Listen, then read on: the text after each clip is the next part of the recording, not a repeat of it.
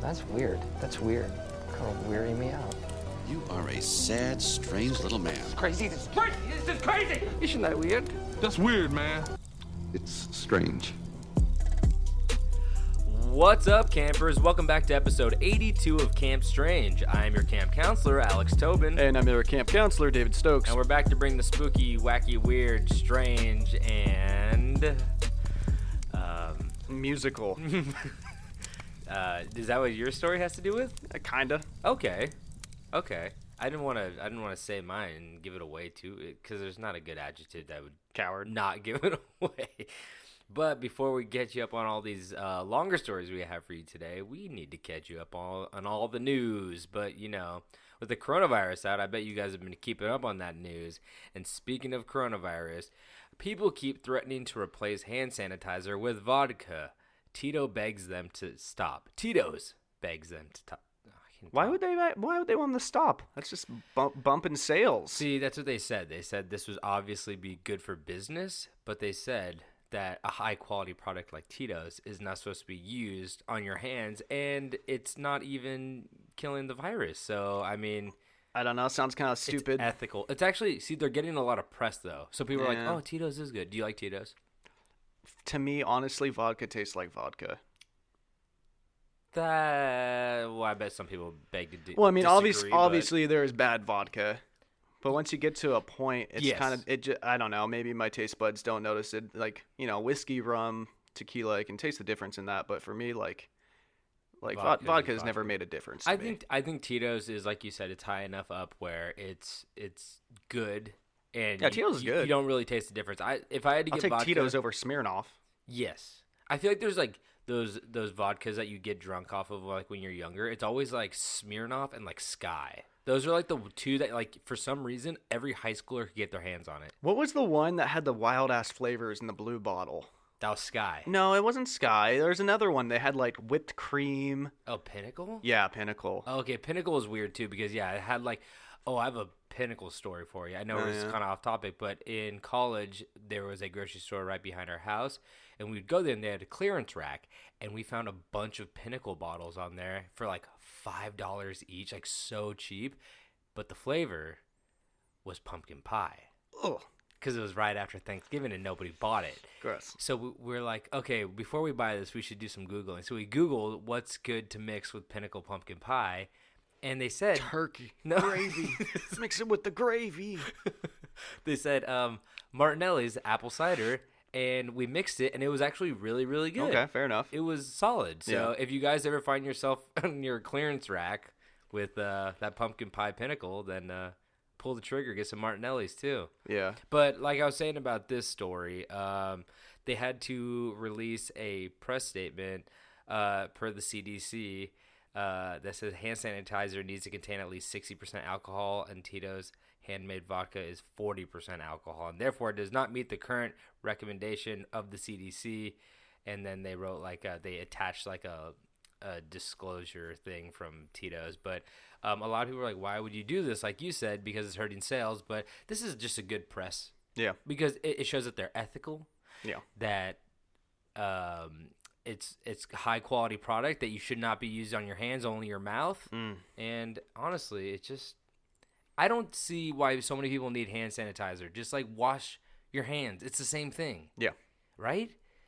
There's a kid. Well, it's more just like convenience and having the ability true. to wash your hand wherever you are. That's true. Yeah. There's a kid at my work who was just saying that like his mom called him up from like northern Texas or something. She's like, hey, I got some hand sanitizer. He's like, oh, why did you like? She's like, I stocked up on toilet paper and hand sanitizer, which is another fucking crazy thing we're talking about. You don't need nothing about the sickness has to do with your ass and toilets. I mean, it might have a little bit. But I don't think it has any. There's no part of it has anything to do with your bowels. It is weird because you'd think it would just be like food, but like people are like toilet paper, and I think it's just like a mass hysteria thing where people are seeing other people doing. I can't wipe my ass, I'm gonna die. Do you know how close my toilet is to my shower? Yeah, they usually are. There's your problem solving right there. Yeah.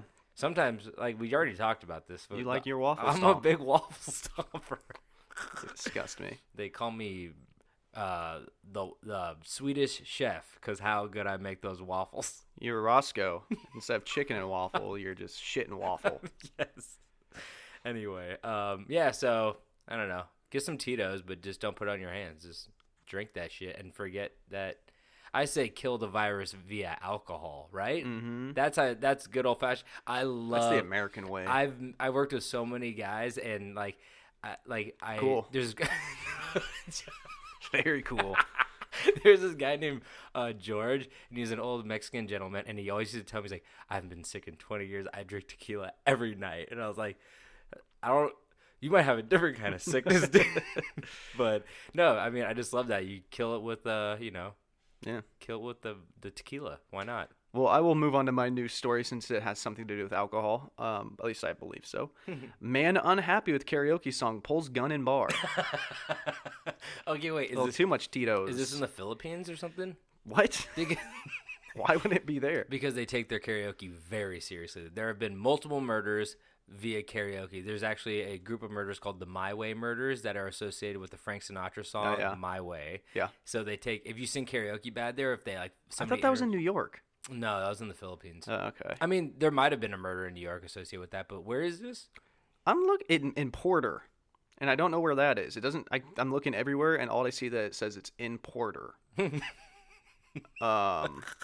So yeah, it's in Porter. Stay out of Porter if you're a bad singer. Yeah. But yeah, he said he was apparently a veteran who suffers some PTSD, which is unfortunate and sad. But I don't know what that has to do with karaoke. Did they play a song that was just like? Did they play War Machine by Led Zeppelin? Like what? It doesn't. War Pigs, I mean. It doesn't say what song it was. There's very little information aside the fact that it happened at Leroy's Hot Stuff. I want to know the song so bad. I know. It doesn't say the song. I didn't even say the state, my dude. Interesting. He was so intoxicated it was difficult to communicate with him. I think I know a song it was. Oh, yeah, it could have been. A little down with the sickness? Oh, yeah. Oh. I mean, the whole world's down with the sickness right now. That's true. But he didn't fire the gun. He just pulled the gun, right? He brandished the gun, as they like to say. Yeah. Okay. Well, that's just a good story then, right? But he was fucked up. Oh, okay. Now I'm seeing that it wasn't his song. He was angry by the choice of song by someone else, and he tried to go after the singer. This is a new game show I want to see. You get some drunk person attacking a bad karaoke singer. That's what I'm saying. That's the shit that happens in the Philippines sometimes, because some people try to get up and they try to sing these songs, and people hate it so much that they're like, you're insulting me by singing this in my presence. Yeah. Which is insane. Crazy. Yeah. But hey, Porter. Porter, you made it. Good job, Porter. You're on the map. So, next story I have is former Colorado Springs mayoral candidate. That's a hard word. Mayoral candidate accused of drugging new mom with cupcake, trying to steal baby. Mm-hmm. So this lady, she posted on social media. I think she's Classic. 38 years old, and she said, hey, I'm a photographer. I want to build my portfolio. I want to take pictures of like newborn babies. And this 3-week-old baby, well, not the baby, the mom was like, come take pictures. And she got there and she brought them cupcakes and stuff like that. And the mom started to feel like sick and woozy and like freaking out, like went to the hospital. And they're like, oh, you've been like drugged or whatever. And then she got back to the house and realized that her keys were gone. And that the lady had tried to sneak back into the house and steal the baby. And they found out that the lady actually wanted to steal a baby under 5 weeks old so she could flee the country and people wouldn't be like she could like basically say, this is my child, and she wanted to raise it. She said, I want a baby under 5 weeks old so like I could raise it myself. Like, yeah. She's obviously crazy, but she also ran for mayor. Oh, okay. So that's cool. What's the paperwork for that? How easy is that to just sign up for? I think you just got to get enough signatures. I've told you about the sheriff story, right? No. So the guy who married my sister and brother-in-law.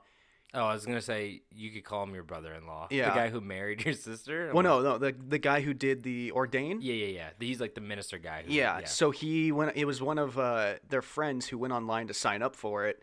and so he wasn't like a priest or anything like that. Yeah. But I guess in his past, they come from a small town in Washington, and they were doing like the voting for the sheriff of the county. And I guess this sheriff had been winning for like he'd been the sheriff for like 25 years or something like that. And so it's like it was obvious he was going to win again. Yeah. And so he won again, but then after winning the election, he decided to step down and retire. So he just wanted one more for the books. You know, I don't know exactly how that happened. It's a pride thing. You know, you don't want to. You want to win, and then you want to bow out. Yeah, I get it. And when he bowed out, it went to second place and ended up going to their friend because he wrote his own name in as a joke. No. And so it went to him, and he had no experience in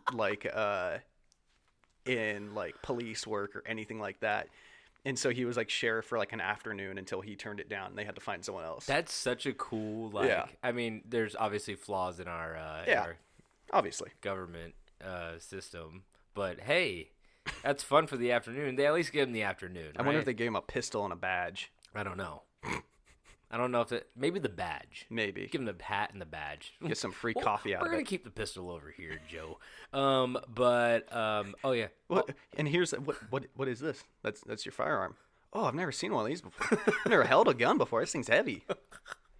But yeah, so her just to end this story, she ran on the qualifications that she was honest, good moral code, and compass, caring, respectful, smart, understanding, common sense, passionate, ethics, ability to think outside the box as well. The whole list? Definitely ability to think outside the box. That's true. Outside the crib. Taking it. But before we move on, I also watched a movie 2 nights ago called Mr. America. It's not Captain America? No, it's Tim Heidecker running for DA in San Bernardino County. Is it like a mockumentary or? It's like a mockumentary, but it's hard to tell who are actors and who aren't actors. But it's like piggybacking on previous projects that he did. Like he did another thing where he was doing movie reviews, and it's all like piggybacking. It's like he plays Tim Heidecker. Yeah. And it's like following this like incident where he killed like 19 people with these poisonous vapes, and so like a music festival, right? Yeah. Okay, and like the whole DA thing, he's running for DA because he is mad at the DA who prosecuted him like to try to get him convicted, and it's such a weird movie, but I want to watch that. It's really funny. Yeah, it's on Hulu, I think. Is it America? Okay. I mean, Tim Heidecker, everything him and love Tim that and guy. Eric do is great. So. Yeah. So you want my next one? Yeah. My final one. So spoiler alert here. Bill Skarsgård. That's it. That's the guy who plays It, the new It. Reportedly returning as Pennywise in Space Jam 2. Wait, what? Yeah. Wait. Wait, what? They realize because they realize LeBron can't dunk from half court, so then they're getting Pennywise with his stretchy arms. Wait. Oh yeah, he does. Oh, when he reaches outside that gutter, he does have stretchy arms. Yeah, a big time dunk. Okay, so Warner Brothers owns Looney Tunes. Yeah. And they also own Pennywise It. Yeah. Oh, what? That's so weird. Yeah, I feel like that's not that's the type of like spoiler you want to put out there because everybody's gonna go, how the fuck does he fit into this? Now I have to go see it. Yeah, exactly. And also, if you remember Space Jam at all, like they usually pack it full of like obscure Looney it's a huge product placement thing. Yeah, so like you're gonna be looking probably through that movie to try to find these things, but I wonder if he's gonna play. It's just a slam dunk on children who are scared of Pennywise, right? Yeah. Just like, hey, let's go do this safe. Let's go to this safe movie. All of a sudden, a red balloon starts floating across the screen, and you just like start pissing yourself. LeBron shoots the ball, and then you wait for it to come back down, and he looks up, and it's a red balloon floating up into the rafters. Oh my gosh, it's gonna be so good. Hey, LeBron. What if Space Jam 2 turned into It 3, and he just started killing all the Monstars? I wouldn't be bad. I wouldn't be mad. Maybe there's like a scene where they're interviewing for players, and he wants to join the Monstars, and he has the stretchy arms. Well, I don't think they would. The Monstars are a pretty tight crew. Yeah, but it's not going to be the same Monstars, you think, is it? Yeah. Oh. Well, that's the difference, though. Is that remember the Monstars were those little dudes? Yes. And then they absorbed the power from the NBA All Stars. Yes. I'm curious on who's going to get their souls snatched. Exactly. I know my boy Damian Lillard plays a significant role in it. Who's the Portland Trail Blazers point guard? Oh, really? Yeah, but I don't. From what I read, they made it seem like he wasn't like in one scene like Charles Barkley getting his soul snatched, but he plays like a more significant role. I think this movie is going to be one of the highest grossing movies of. When does it come out? 2020. I'm not sure if they've put out a release date. Good or bad, it's going to be one of the top grossing movies just because people are curious. Like, I'm so curious. You watch Space Jam again? Space Jam is like, eh? Really? I haven't watched it in a while. Okay, maybe I should rewatch it, but like I haven't seen it since college. I've heard people say it was like, it's okay, and like, I mean, it's pretty ambitious. yeah, true. Yeah. But I mean, you know how they came up with the idea of that movie, right? no. They did a commercial with Michael Jordan. He's got bacon neck. What He's got bacon neck. the hell are you talking about? He's got bacon neck. Who? Michael Jordan. Remember? What does that mean? It's when your caller does the bacon thing. Remember he does all the Hanes commercials and he's like, oh, I don't have bacon neck. You gotta look it up. Okay, yeah. Everybody remembers Michael Jordan with the Hitler mustache and not with the bacon neck. Yeah, the Hitler mustache threw everybody off. So please continue. But boy, that derailed me. No, they came up with the idea of Space Jam because they did a commercial that was Michael Jordan shooting hoops with Bugs Bunny for McDonald's or something. Sounds like McDonald's. And people loved the commercial so much, they're like, hey, let's turn this into a movie. Holy fuck. Yeah. Only in the 90s. Yeah. Only in the 90s. Mm-hmm. Anyway, check out Bacon Neck. So let's get into these longer stories now that you're caught up. But before we do, we got to tell you, okay, this is a very special episode because I'm very busy this afternoon and night, so we can't record at night. So this is a morning episode, so I am actually drinking Spring Heel Jack right now in my mug. I would get my Camp Strange mug, but I couldn't reach it because my cabinets are too full. So I grabbed the Genius. You lost your stepladder. Shut the fuck up. I have my Genius at Work mug right here. Yeah. And it is I feel very smart. I feel much smarter than David right now. Yeah. You know, he's taller, but guess who got all the good looks and the brains and the brawn and the... We're not related. No, it's okay. We are. And he has all the bacon neck.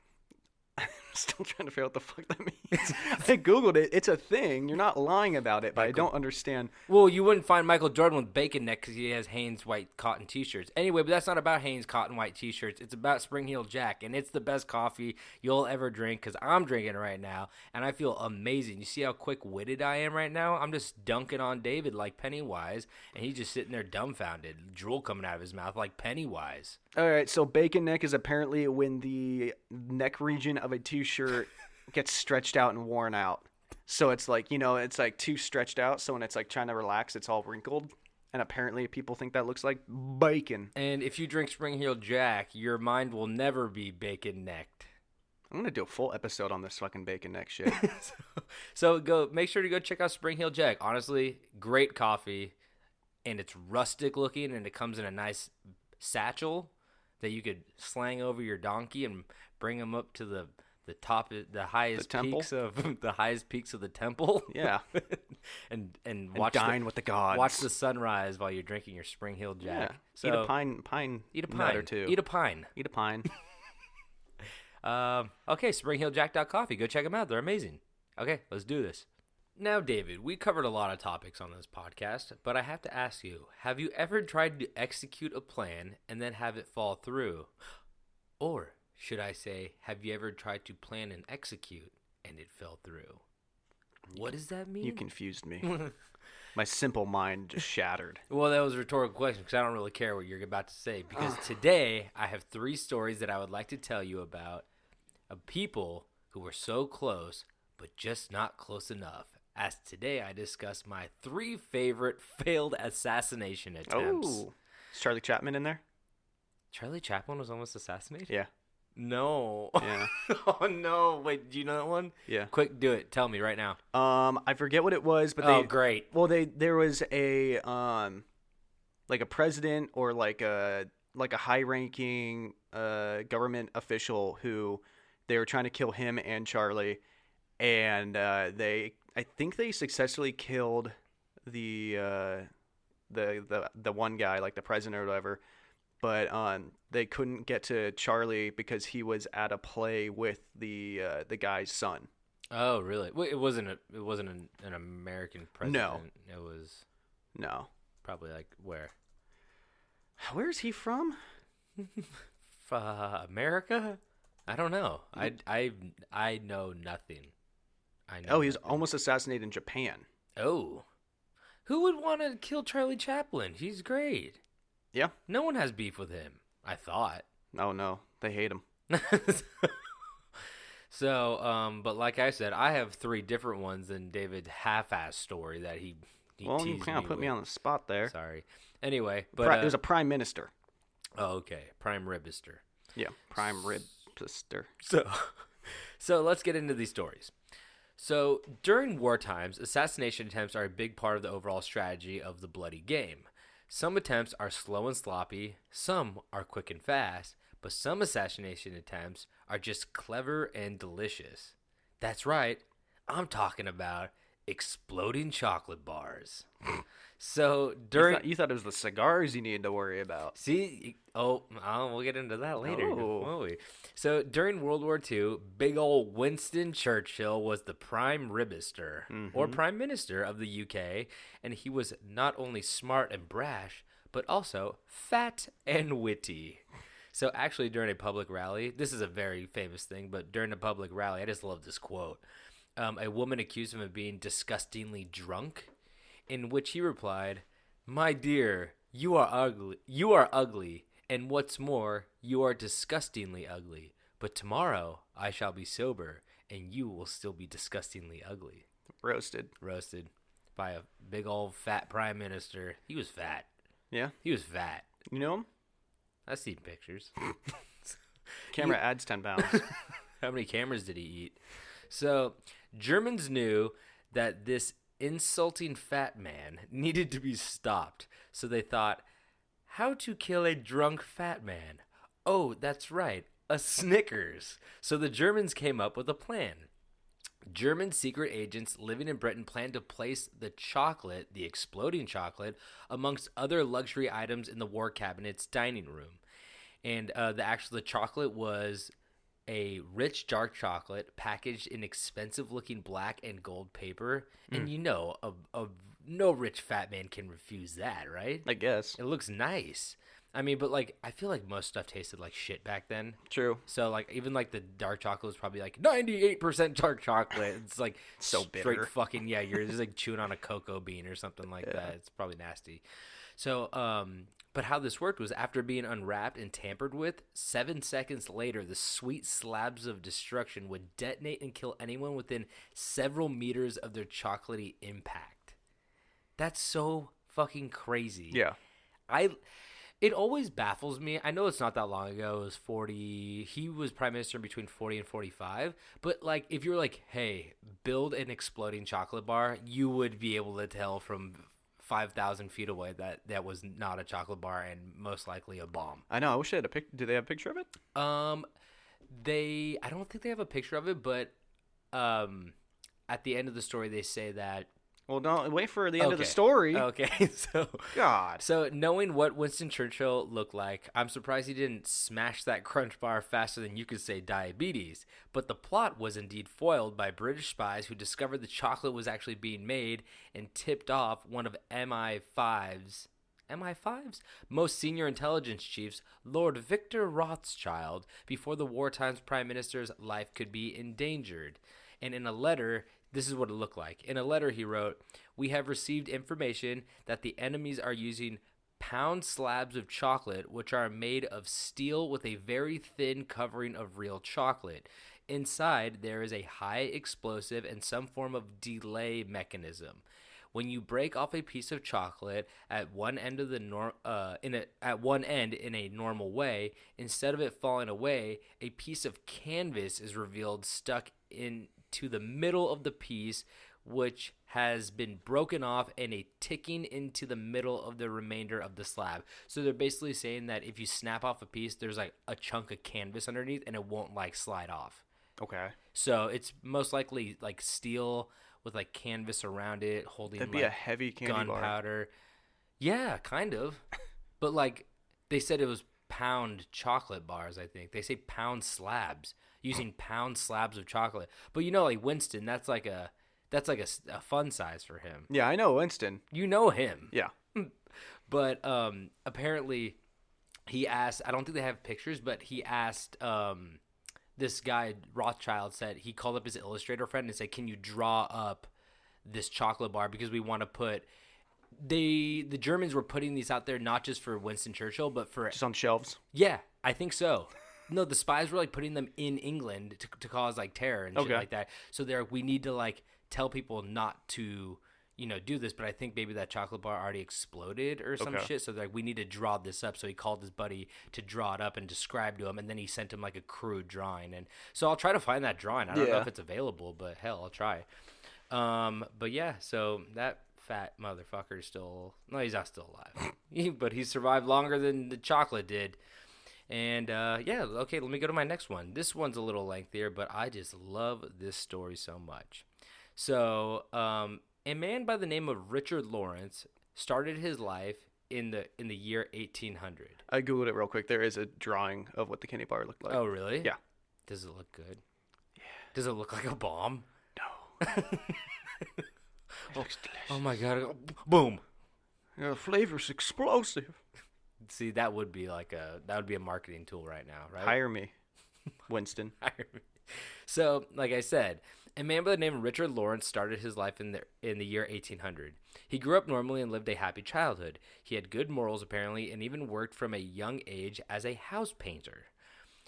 But years later, when Richard turned 30, things began to change dramatically.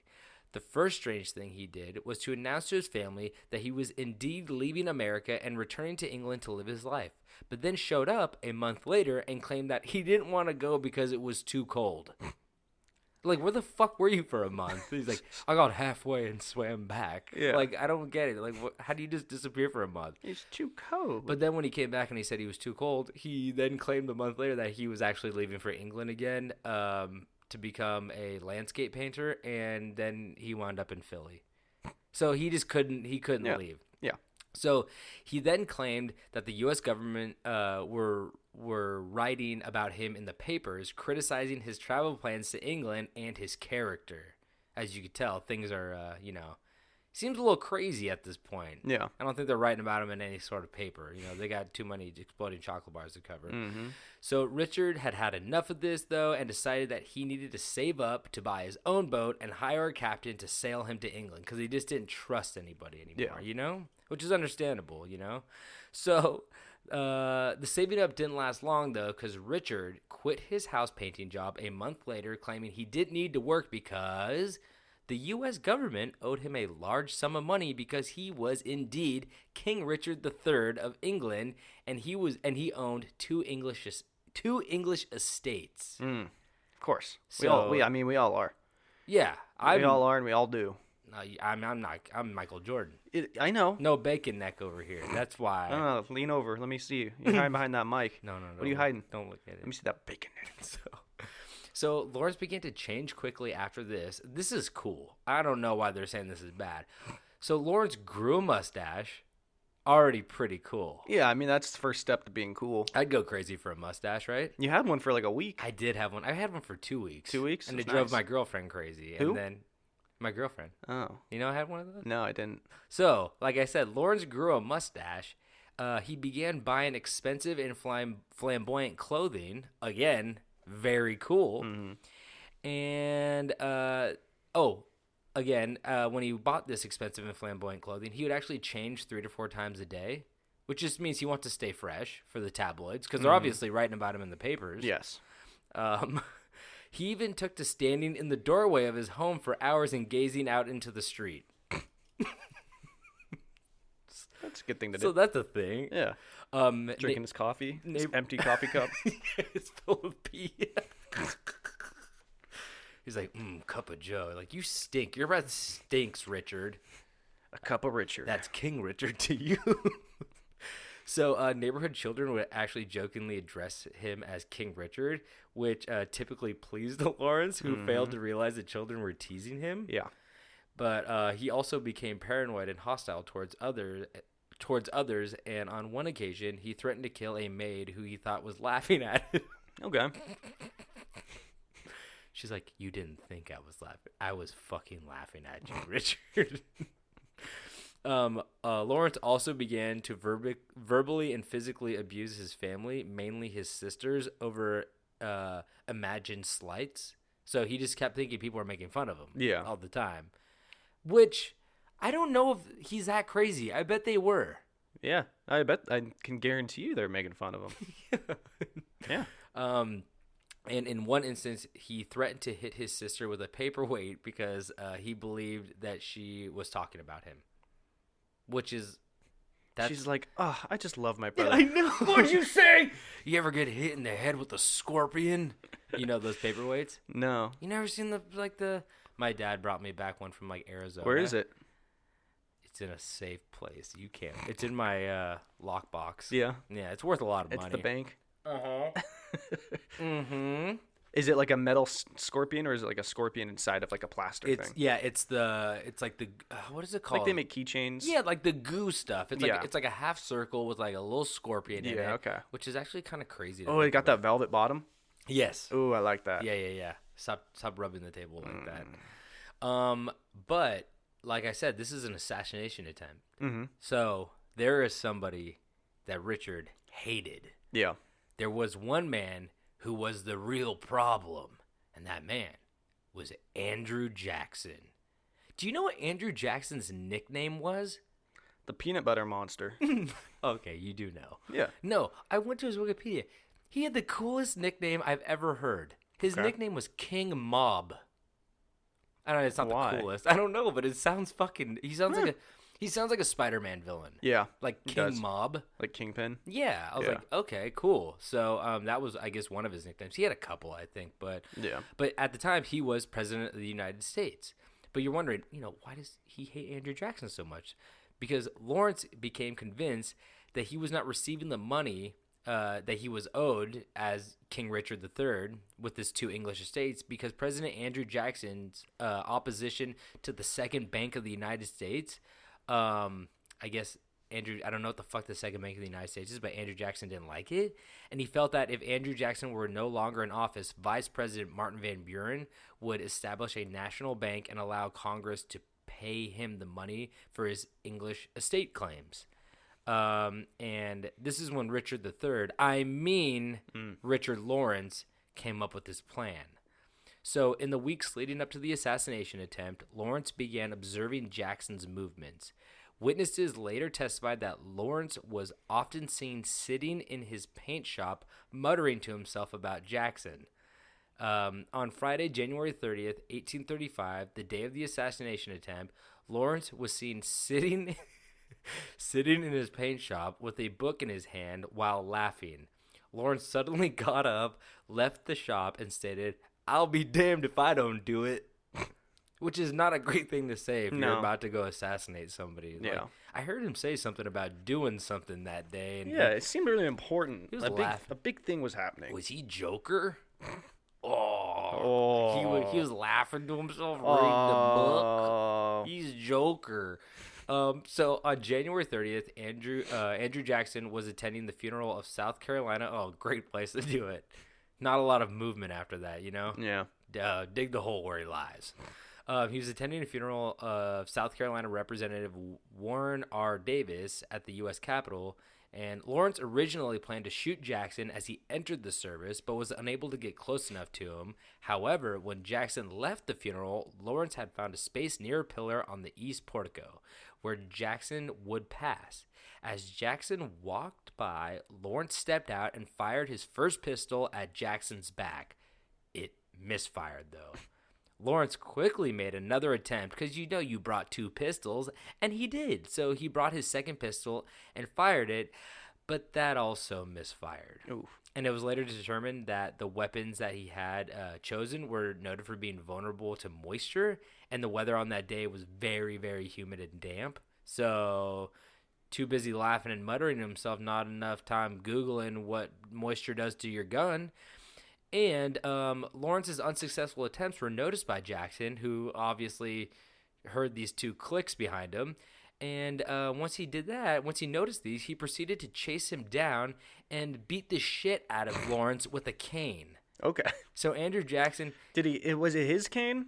I think it was Andrew Jackson's cane. So he was using a cane, but was able to chase this man down and beat him. I don't think Lawrence ran far. No. I don't think he got too far, I think it was probably just like in cane distance. He probably took a couple steps and whacked him. Yeah. And the crowd, which included Representative Davy Crockett, eventually intervened and wrestled Lawrence into submission. Did you know that Davy Crockett was a U.S. representative? No. With a raccoon hat? Exactly. Yeah. I had to look it up. I was like, Is that the same one? Yes. I looked it up because it said Dave Crockett and then parentheses Davy. Oh, yeah. When he got older, he switched it to Dave. Dave. Yeah. And then I was like, oh, that's not the same guy. That's like a nickname. And then they're like, nope, he's a U.S. representative. And I was like, I thought he was just a guy who killed raccoons and put them on his head. Apparently not. All right. Good to know. Yeah. So he was arrested and brought to trial. And just as a quick indicator of how the trial may have been, what the trial may have been like, at one point he screamed to the courtroom, "It is for me, gentlemen, to pass judgment on you, and not you upon me while being restrained." And, that's always a good look, because after only 5 minutes of deliberation, the jury found Lawrence not guilty by reason of insanity. So actually, it worked out a little bit for him, because he was clearly crazy. And Lawrence spent the rest of his days in a mental hospital until he died at the age of 61. But there was also speculation that Lawrence was part of a conspiracy. While nobody denied Lawrence's involvement, many people, including Jackson, believed that he may have been supported by the president's political enemies. And Jackson believed that Calhoun, Jackson's ex-vice president and now enemy, was at the bottom of the attempt. So I guess he fired his vice president, and I looked on his presidency, and there was a whole year where he just didn't have a vice president. I didn't know that and was then allowed. And then Martin Van Buren came in and became his vice president. I didn't know that was even allowed. Yeah, so it's super fucking weird. He also claimed that like another guy named George Poindexter of Mississippi, he was like a senator of Mississippi, was responsible because Richard Lawrence painted his house like a month prior. So it was like, oh, you talked to Richard Lawrence and you told him to kill me. And he's like, no, I didn't. And he's like, yeah, you did. But as a side note, and to end this little story, historians actually speculate that the exposure to the toxic chemicals in the paints may have contributed to his mental illness that manifested at lead-based paint. Yeah, about 30 is when he kind of like lost it. So if you guys are huffing a lot of paint, wait for that big 3-0 birthday and then go get yourself 2 flintlocks and go down to the swamps and try to shoot them, I guess. I don't know. Good old flintlocks. Good old flintlocks. So my last story for today is the granddaddy of assassination attempts. You know who we're talking about? The GOAT of assassination attempts, the greatest of all time, with over 638 assassination attempts on his life. Who is it, David? Who is it? You gonna guess at all? I don't know. It's Grimace from McDonald's. Oh, okay, the big purple guy. Yeah, that makes sense. It's not him. It's, of course, Fidel Castro. Oh, yeah, I forgot about him. Yeah, he's dead now. Yeah, now he's dead. Who cares? That's not okay. Well, he was like a pretty bad communist leader, right? True. Yeah. I mean, you don't get tried to be assassinated 638 times without being like kind of bad. Yeah. But we also had our other motives, right, here at the U.S. So, following World War II, the United States became secretly engaged in a practice of international political assassinations and attempts on foreign leaders. The U.S. government and CIA denied this for a very long time, but after a while, the proof began to come out. It was found that the CIA and other government agencies employed a so-called tactic of plausible deniability during decision-making related to assassinations, and the CIA subordinates were deliberately shielding the higher-ranking officials from any responsibility by withholding the full amount of information about planned assassinations, basically like obtaining approval of these attempts through euphemisms and sly wording in communication. So basically, these people were like, hey, do you want me to take the trash out? Mm-hmm. And they're like, and the high ranking people were like, yeah, take the trash out. It smells. Yeah. And then shoot it. It smells like a Cuban cigar. But like, that's the thing. I mean, that still happens today where these high ranking officials people take their garbage out. Not in this household. No, huh? But people do that now where the high ranking people go like, hey, I can't be connected with this.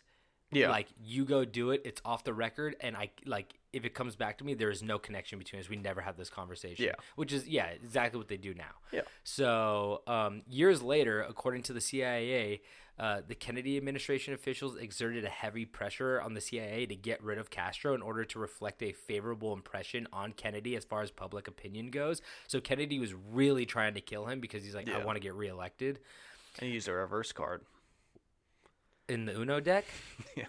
He just threw it down? They don't have Uno in Cuba. Oh, that's where it came from. That's That's why it's called Uno. Un. I thought it was Un. Is it Uno or Un? Uno. I mean, not the game. I mean the word one. Uno. Okay. So their first plan for an assassination attempt on Castro was, of course, to hire the mob. Mm-hmm. You know, King Mob. Yeah. I mean, if you want it done right, get the Andrew, fellas. dig up Andrew Jackson with his flintlocks. Yeah. No, they got the mob. So the CIA hired members of some predominant Chicago crime families, including Santo Traficante and Salvatore Giancana, who are both on the FBI's most wanted list. And Still? well, no, at the time. And Salvatore was actually Al Capone's successor. Oh, okay. And they also hired a guy named Johnny Roselli, who controlled most of LA and Vegas. That's such a good name. Johnny Roselli? Johnny Roselli. Yeah, it's pretty good.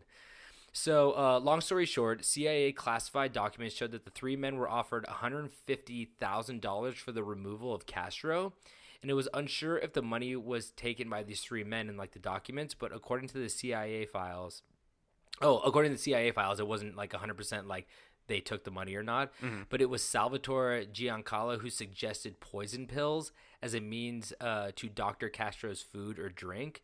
And such pills manufactured by the CIA's Technical Service Division were given to Salvatore's nominee named Juan Orta, who was high up in the Cuban government and had access to Castro. So basically they went to the mob and said, like, do you have any ideas for how to get them? And also, do you have any like contacts, because it's all crime? So like, and they go, yeah, we have a guy in like the Cuban government.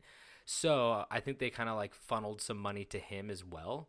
But allegedly, after several unsuccessful attempts to introduce poison into Castro's food, Orta abruptly demanded to be let out of the mission, handing over the job to another unnamed participant because he got like really fucking scared. And the second attempt could not be carried out due to the Bay of Pigs invasion, which is like another big thing that happened with the U.S. and Cuba. So they weren't able to poison his food, and I guess like the mobsters, you know, I don't think they got the money because I think they needed for him to die in order to get the money. So yeah. But the remaining 638 assassination attempts were carried out by the CIA and 8 different presidents from Eisenhower to Clinton, and included David. This isn't your favorite. Never mind. Included cigar poisoned with botulinum toxin, a tubercle bacilli infected scuba diving suit, along with a booby-trapped conch placed on the sea bottom, an exploding cigar. So, just so you know, that's a poison cigar they tried to kill him with, an exploding cigar, a infected wetsuit, and an exploding conch shell at the bottom of the ocean, because I guess he loved cigars and scuba diving. Those were like his 2 favorite things. But Usually not at the same time. Oh, you don't know the cigar technology that Cuba had? They're waterproof cigars. Yeah. So another thing was a ballpoint pen containing a hypodermic syringe preloaded with the lethal concoction Black Leaf 40. And I have no idea what Black Leaf 40 is. I didn't want to Google that. I didn't know it's going to pop up for Sounds Black Leaf. sleek. Yeah, it does. Sounds sexy. And also just like plain mafia style execution endeavors amongst them. And sirens. They know we're coming for him. And there's also a plan to blow up Castro during his visit to Ernest Hemingway's museum in Cuba, which I did not know they had a Ernest Hemingway museum in Cuba. Yeah, that's interesting. Very strange, right? Well, it's also like that was kind of common. The guy who wrote all the James Bond novels, what's his name? James Bond? No, he didn't write them. James. Wait, I thought it was an autobiography. An author. God, it's gonna drive me crazy. His name is Ian Fleming. Okay. Ian Fleming actually has a house in Jamaica that is still a museum. So I think it was very common for like these authors, especially like well known or like want to go get drunk in an island place, authors to have these houses that they become museums after they die. There was also an attempt of character assassination by using lithium salts to destroy Castro's famous beard. Okay.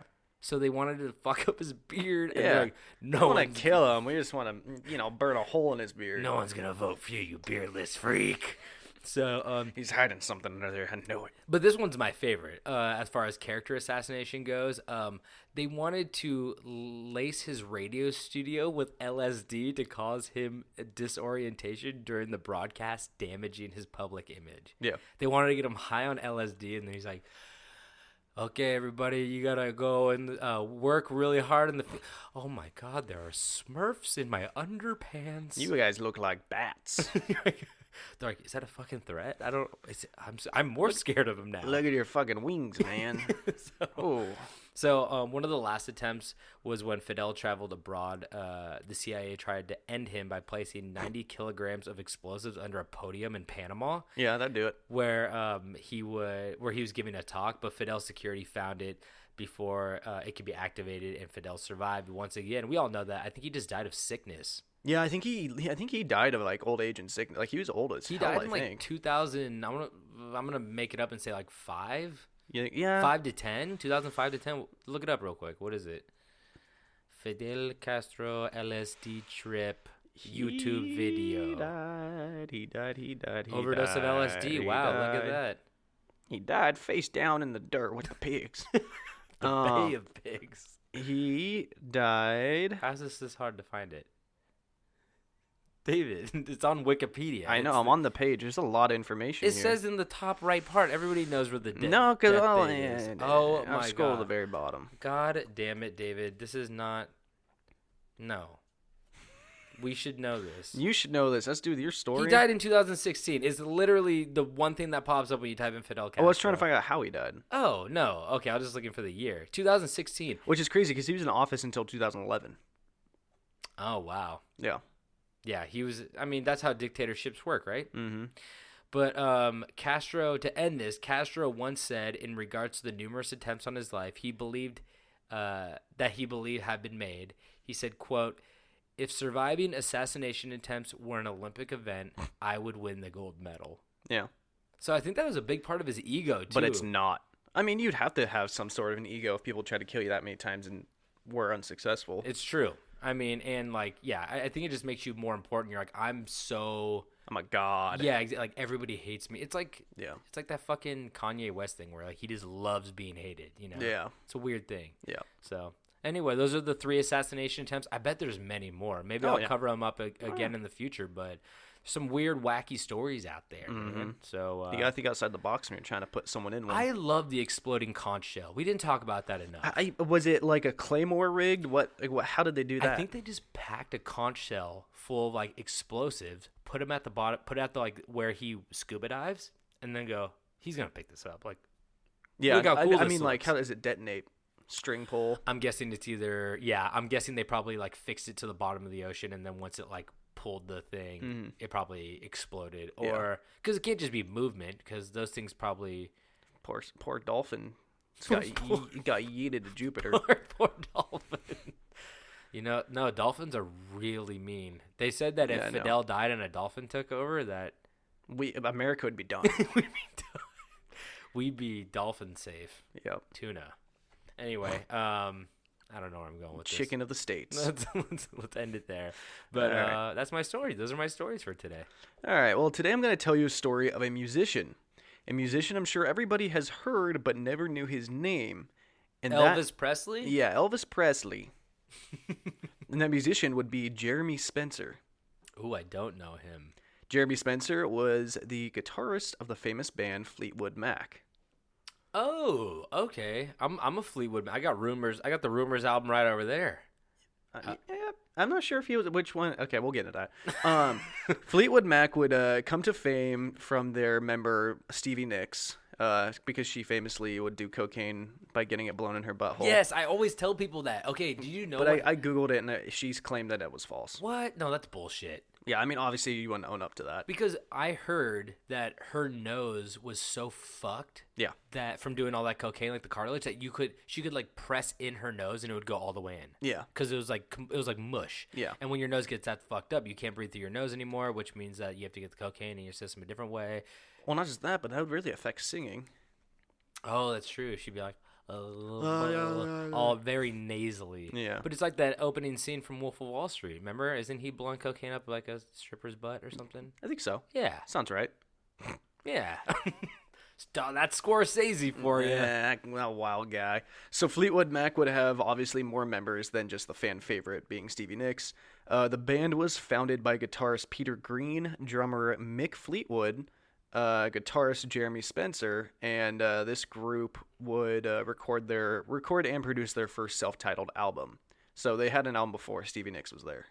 Oh, really? Yeah. Yeah, she kind of took over as Mick Fleetwood is named after him. Yeah. You mean Big Mac Fleetwood? No, his name was Mick. I know. Yeah. I'm saying. It's such a weird name though. Yeah. Fleetwood Mac. Yeah. Where'd the Mac come from? I guess if your name was Mick, you could go by Mac. That's true. Yeah. Yeah. So now typically when people think that they're going to hear a crazy story about Fleetwood Mac, they assume it has something to do with a crazy drug story. Sex, drugs, rock and roll. Yeah, but this one's a little different. So 1971, Fleetwood Mac released their album Kiln House. And so the Kiln House or Kill in the House? Kiln. Oh, Kiln. like a kiln. Okay. Yeah. So the band did what most bands do, and they went on tour not just for the benefit of ticket sales and merch sales, but the overall exposure for their new album. And the band signed up to do 2 U.S. tours, but it'd be a total disaster for your huge tour. If you didn't know how to play music. If one of your guitarists just up and vanished. Oh, shit. Just disappeared. Uh-oh. Yeah. So the band was in Los Angeles during their tour, having a sold-out show at the prestigious Whiskey A Go-Go.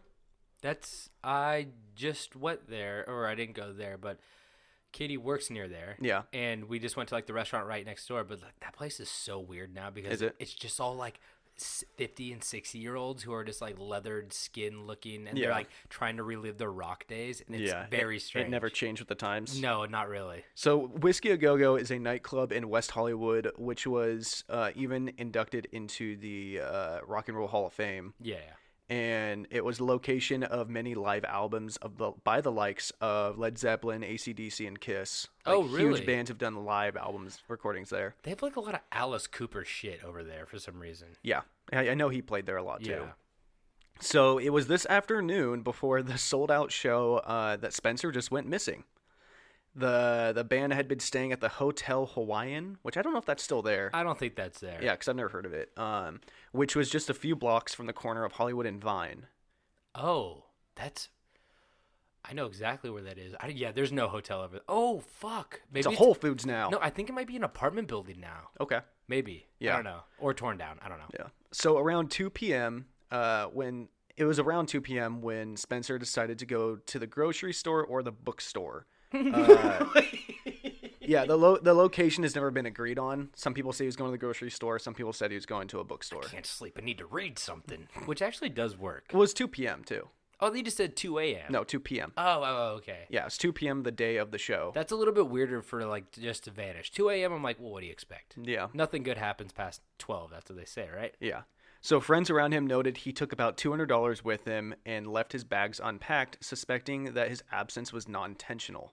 I agree. I agree with that. Because if you are going to, run away, disappear, you'd at least, take your clothes You with take you. a nice little pair of underwear, right? Maybe more than $200. Do you think he got sucked into the book? Oh, I know. Like a Jumanji? Or the Bookmaster? I was going to say it's the Page Master. Page Master. We talked about the Page Master before. Yeah. So obviously the band was a little distraught and had to cancel the big show. A little distraught. Yeah, and spent days looking for their bandmate and friend. Now, the question was Spencer taken, or did he just walk away? Eventually, the band's manager, Clifford Davis, tracked him down, which took 5 days to do so. Oh, wow. Davis quickly noted that Spencer's signature look of long, dirty hair had been cut into short hair, and the clothes that he had turned into rags. There was one more thing that disappeared, and that was all of his money. But he wasn't robbed, in the common way at least. $200 haircut. Yeah. No, he, not just the $200, like all of his money. Oh. Yeah. Oh, no. And so he wasn't robbed in the common way, but it was donated to a controversial religious cult named the Children of God. Oh, fuck. I mean, I'm trying to remember which one they are. You'll know in a second. Okay, Purple Triangles, maybe? So the Children of God was first known by the name of Teens for Christ. Which would eventually, eventually turn into Children of God once they realized restricting the cult by age wasn't smart. Plus, everybody hates goddamn teens. After the Children of God, they changed their name to the Family of Love, and then shortened to just the Family, which it is today. Isn't it crazy how 70s all those names are? Yeah, Like love the flower power, man. Yeah, really. So the cult was founded in Huntington Beach, California in 1968 by David Berg. Oh, I know David Berg. And I he know was him personally. Yeah, and he was called Moses David by his followers. And the cult spread a message of salvation, apocalypticism. That's a hard word to say. It's not one that anyone needs to know how to say. Yeah, spiritual revolution and happiness, and the distrust of the outside world. Notable members of this cult were Rose McGowan, What? River, Joaquin, Rain, Summer, and Liberty Phoenix. Well, I didn't realize they had two sisters. Joaquin is Rain. Right? No, No, he's there's- Leaf. That used to be his name. Oh, okay, because I was going to say, because I know there were three brothers. I didn't know they had two sisters. Summer and Liberty. I didn't know that either. Speaking of little across the street from Whiskey Go Go, up the block a little bit, that's where River Phoenix died. Yeah. Oh my God, Viper Room. Yep. Viper Room. Yeah. Now you walk by and you think it's gonna be like a cool old historical rock and roll spot where all these parties went on, but you walk by and there's a monster glowing neon sign and you're like, oh, it's just like a fucking bar. Yeah. It's not like that historically cool or anything. Yeah. So there was actually quite a list of people who were quote unquote famous that belonged to this cult, but I didn't really recognize their name. Joker was in the quote. That was more Yoda, but what else doing? So now the truth came out. Fleetwood Mac's guitarist was not kidnapped for ransom, but he ran off to join a religious cult. Jeremy Spencer would change his name to Jonathan after telling The Guardian, "The idea is that you take on a biblical name that reflects a particular theme or lesson. If you want to learn how to fish, for example, you would be renamed Peter." Oh, you want to learn how to fish? Yeah, that's a terrible example. I know. It's It's not that hard. You don't have to change your name. They're if you want to rehabilitate animals and you care about animals, you'd be named I don't know, the saint of animals, Chris. I don't know. That's missing items. I don't know. It doesn't matter. What? But yeah, I'm trying to think because I got confirmed and you have to choose a fucking a name of a saint, and so I did one that the saint of animals because I really like animals, and that was my. Not baptism. You joined this cult? You were in this cult? No, it was Catholicism. Okay. I don't know. Yeah, I don't know. But yeah, I didn't. If I want to learn how to fish, you just fucking go learn how to fish. Don't change your name to Peter. Don't do that. So Spencer's departure from Fleetwood Mac might have caught the world by surprise, but it was a spiritual decision that had been sitting in the back of his mind for a long time, while being a devout Christian. So he was a hardcore Christian before all this happened. Hard to be a hardcore Christian and be in a rock and roll band. Yes. Spencer said he disliked the focus that rock had. Oh, wait, there's Christian rock. Never mind. I take that True. back. Creed. With arms wide open. As I Lay Dying. Because I'm 6 feet from the... This rest of this podcast is brought to you by Creed. We're just going to sing Creed. I wish I knew. We know all the Creed songs. Stop fronting. So Spencer said he had disliked the focus that rock had on selfish individualism and was appalled by a recording he heard of the band. So he like heard his own music and was just like, ugh. He's like, Ow! he's like, Peter don't like that. Peter, no. So with the combination of substance abuse and news of a recent earthquake in Los Angeles, Spencer was upset and unsettled. Did they fill his So I don't know- recording studio with LSD and then he had an earthquake and was like, God hates my music? Yeah, I don't know if he had a hallucination during an earthquake and saw like the end of time. So it's like, I need to become close. Like, I need to drop this and like not just join a cult, but like become something more intense. Yeah, the substance abuse was a very big part of that sentence, I feel like, you know? So it was also noted that coming from a blues background, he was upset in the direction the music was going. So he didn't like kind of what type of music the band was starting to make. Okay. He was a bluesy boy. Blues guy. Yeah. By the way, I just listened to bluegrass radio all day yesterday in the rental van I had to drive. Yeah. It was delightful. Yeah. Such fun music. I like that music because it's I don't know if you can love bluegrass, you can like it. Yes. If you love bluegrass, you guys change your name to Peter. Yeah. And learn how to fish too. So, and then have a little straw out of your, get some overalls, roll up the legs, go sit on the dock of a bay. But keep your iPhone. Keep the iPhone. So this would be the end of Spencer's career with Fleetwood Mac. Jeremy Spencer would continue to stay affiliated with The Family and would record multiple solo albums. Although his success could have been much bigger and better in the end, he took the path of God, which was probably the wrong choice. Well, I've never even heard of Fleetwood Mac, so I don't know if that was the right choice. Who are these guys? So he was out before, like, Stevie Nicks. I don't think so. joined. I think he was still in the group when she was there. Okay, but Well, like, hold on. So this was for, because I know my mom really likes the band. I've never been like a huge fan. I like, mean, I know them. The Rumors album is like really big, and like they're definitely like one of the. I think they're probably one of the best rock groups of the '70s. Yeah. I think so. I mean, I think most people agree, but they have so many hits. Like, Yeah, I'm looking up right now on. So he left after Kiln House. And what was their next album? I'm trying to see if it has a listing of everybody who performed on this album. Oh, But this album came out in 1971. okay. So that was definitely, I think, before they blew up. I don't know when Rumors came out, but I think Rumors was like, I don't know, people who are like hardcore. Okay, Fleetwood so Mac this fans was would- before Stevie Nicks okay. because she came in 1975. Yeah.